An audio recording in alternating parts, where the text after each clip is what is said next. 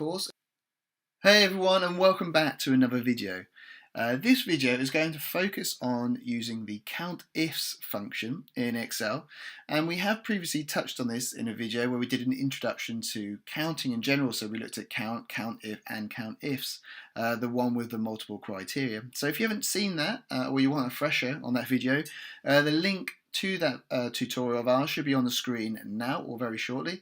So go check it out, or if you want a refresher at the end of this video, obviously go check it out just to refresh your mind on how it works. In this video, we're going to be using that function to show obviously one of the scenarios that we can use it for, and that is going to be being able to count the number of values that fall within a defined date range. So by that we mean in columns F to H, this is the information we're going to be using to populate and then return our result into H. And we've currently got this set to the 10th to the 25th of April. What is fine actually, we can still go with that. So we can see that we're only interested in counting the number of results. And sorry, let me step back because I haven't explained the table on the left here. So what we've got in B and C is we can see we've got a number of names. So we've got 7 in total, and we've got a submission date by each of those names. So again, another 7 to coincide with those names. And we'll treat this that these individuals had to return either a piece of work or something, maybe even like some course training that they had to have done in this by this particular time. And we've captured obviously the date that they submitted that piece of work. What we're then interested to do is we want to know how many were submitted or had a date submitted date between the 10th of April and the 25th of April. And that's where the COUNTIFs function comes in, because that will allow us to utilize the multiple criteria and to count only those values that fall within our defined criteria. So to jump straight in, we can start populating our result. So, as mentioned many times now, we're going to be using the COUNTIFs function, so we go equals and COUNTIFs. And as from the prompt, just to give that once, just to reference it, we can see it counts the number of cells specific by a given set of conditions or criteria. And that's obviously the purpose of using this function. So once we've typed in COUNTIFs, we can open our brackets and enter our first range to apply criteria to. So in both arguments we're going to be entering into here, or not both arguments, but both ranges, we're going to be utilising the same column C, what has the date submitted.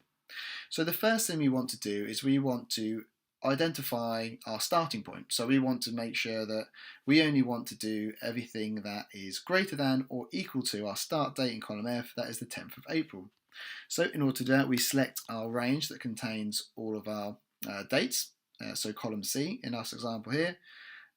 And then once we've done that, we can hit the comma and we can move into criteria 1, which is the criteria we wish to apply to criteria range number 1.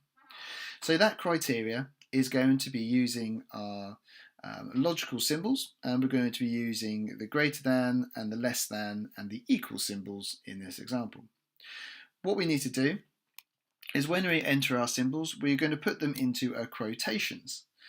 So in order to do that, you can just hold down the Shift button on your keyboard and then the number 2, which should give you this quotation as you see on the screen.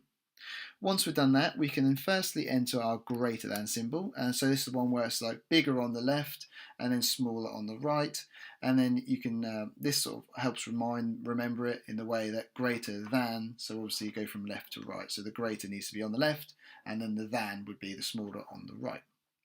Once we've done that, we can then do our equal symbol, as you can see there, and then lastly we'll do one more quotation to surround those two symbols. Once we've done that, we can then do an AND symbol, so it's kind of saying we want it to be greater than, equal to, and then the start date we want to select. So having done that, we can then select our start date here. And then enter comma, and then we move on to the second piece of criteria. So this first bit we've got here, you can see, is the information that we need to understand or identify everything that is the 10th of April and above, as currently put into our start date in column F. What we could do is we could type our start date as a static value into here rather than putting F3, but we're going to reference the value in F3 because it just enables us to be more dynamic. So if you want to change our date range, we can, and we'll show that example as we get to it. So that's the first part. The second part is exactly the same in its principle, obviously just going to be slightly different. So the criteria range 2 is going to be the same as criteria range 1, so column C. Do our comma, and this time it's going to be following the same suit, so we're going to have to enter our quotation, but this time we're going to do less than, so we do the less than symbol here, so the smaller on the left and the greater on the right. We'll then also do our equal symbol, quotation, last symbol being the and symbol, and then we can select our end date here, the 25th of April, which is in column or in cell reference G3. And I'll just close the brackets off there. So what we can see is the first part is we want to look in column C, and we want to identify only everything what is greater than or equal to the 10th of April 19, which is our start date. So as you'll see here in our example, it's going to exclude those values in row 3 and 4 of column C because the 31st of March and the 1st of April are obviously less than, so it's going to exclude those, and obviously it's then going to focus on row 5 and everything thereafter. This second part here, so from column C, is then going to say, okay, exclude anything what is not less than or equal to our current example, the 25th of April.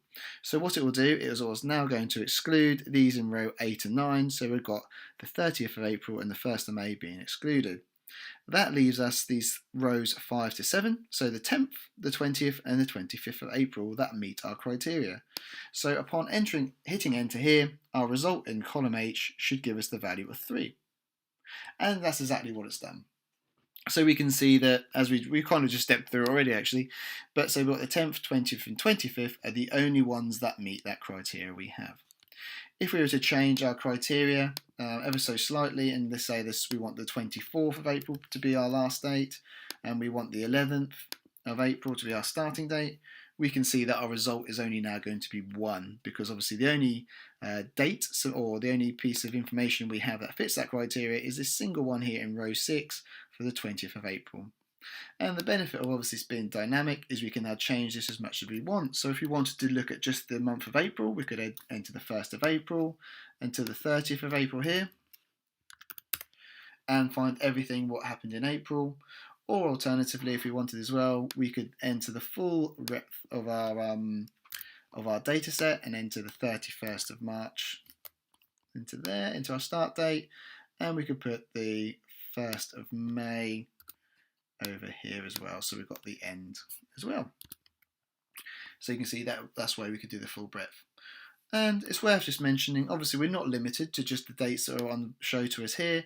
We could obviously change this to be the 1st of the 1st 2019 until the 31st of the 12th, so that we could look at everything what happened in the calendar year here. Obviously the dates we've got here are obviously nowhere near January or December, but that's just another way of just making sure that everything was captured in that date range. And just one last time, we'll click into the formula so you can see it there. And it's 4 parts to the function, or 4 arguments. So we've got obviously the first range and the first piece of criteria to apply to it, what gives us this first section here. And then lastly, we've got the second section, what's made up of another 2 arguments, which is the range and the criteria to apply to it as well. So we hope you enjoyed that lecture. Because using COUNTIFs in this manner is a real powerful way to start summarizing your data. And it's not limited to just doing it in one summary box here. Obviously, if you had a summary table which you were looking at something a bit more high level, you could use that formula in multiple different rows to populate based on different scenarios or based on different date ranges. So you might have had a month here of the 1st of Jan to the 31st of Jan, so you could count all those in January, and then so on and so forth, with each row being a different month of the year. Just to give another example how you can use it. But we hope you enjoyed that, and that gave you another insight into how you can use the COUNTIFs function.